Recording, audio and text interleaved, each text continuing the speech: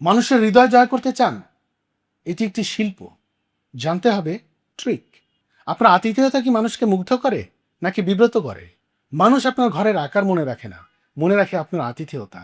তাই অতিথি আপ্যায়নের মাধ্যমে মানুষের মনে জায়গা করে নিতে এই ৫টি নিয়ম জানা জরুরি। ১.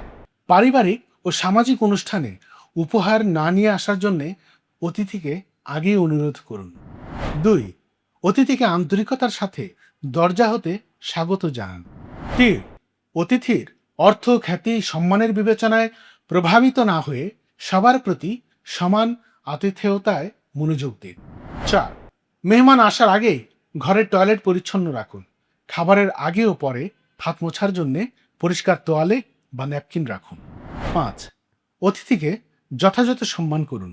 বিদায় বেলায় ঘরের দরজা পর্যন্ত এগিয়ে দিন। অতিথি আপনার ঘরে কয়েক ঘন্টা থাকে, কিন্তু আপনার ব্যবহারই পারে তার হৃদয় জয় করে নিতে।